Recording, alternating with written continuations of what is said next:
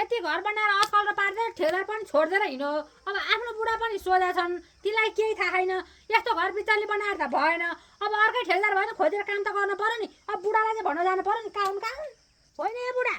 तिमी चाहिँ लहर लहर गाउँ डुलेर हिँड है। किन र?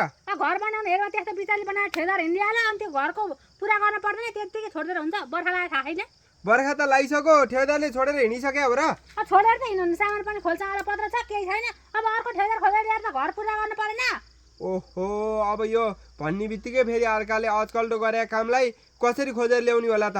ल अब म ठेकेदार खोज्न जान्छु होइन? त पनि यसो कतैतिर यसो तेरो माइततिर कतैतिर इष्टमित्रका कोही ठेकेदार सेकेदार छन् कि बुझ्दै गर। अब म पनि खोज्न जानु पर्यो नि, घर आजकल्टो भइसक्यो, त्यहाँ कति लाख लगानी लगाइसक्यो। त अनि तिमी बुझ्दै जाऊ, म पनि बुझिहाल्छु नि।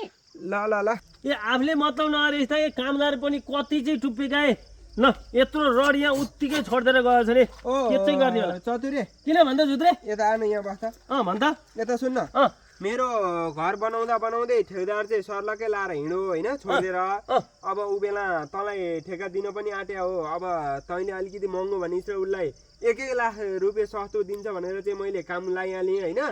अब घर अलपत्र पारो, अब तैँले गएर चाहिँ त्यति पुरा गरिदिनु पर्ने भयो त्यो घर। अब के छ भने नि जुत्रे, बुढापाकाले के भन्थे भने सस्तो पेसार पेटलाई केयर भन्थे होइन। तैँले त्यस्तै उखान टुक्का गरिस् हेर। मैले लाग्दो मोल भने हो पहिला। अब तैँले सस्तो खोज्दै हिँडिस्, सस्तो खोजेपछि त्यस्तो पर्जिन्छ हेर।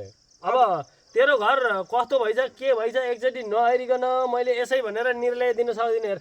ल त्यसो भए घरैमा गएर हेरौँ नि त। घरमै जाने त? ल घरमा चाहिँ जाउँ न एकचोटि, के रहेछ अवस्था म हेरेर आउँछु। ल आइज।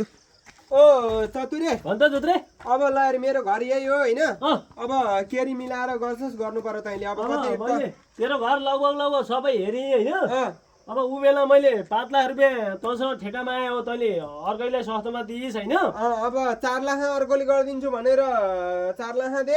अब तेरो ढोका बल्ल हालेर छ, यो पनि पुरा कम्प्लिट भएको छैन। यहाँ खुलै छ, भर्याङ पनि हालेको छैन, यता पुरै बाँकेर छ, माटो ढलान गरेको छैन। तेरो त 1 लाख भन्दा बढी काम भएको छैन। 4 लाख रुपियाँ लिए होइन, सर्लको फिनिसिङ गरिदिन्छु, त्यो पनि 15 दिनभित्र। 15 दिनमै?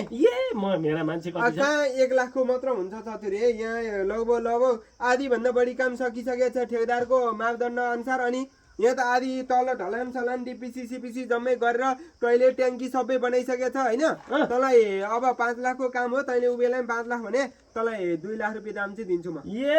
कामै सिद्धि होइन, सबै सिद्धियो रे। प्लास्टर, रङ रोन, वायरिङ, ढलान, फर्मा ल्याउनु पर्यो, हरेक गर्नु पर्यो, फर्मा नयाँ किन्नु पर्यो। अब त्यसो भए 50,000 थप्ने 2,50,000 माथि गर्न त। 4 लाख हुन्छ भने म काम गर्छु, नत्र 4 लाख रुपियाँ भन्दा 1 रुपियाँ पनि कममा गरिदिनु। म राम्रो काम गर्ने मान्छे, म किन गर्नु? मेरो 3-4वटा साइड छन्।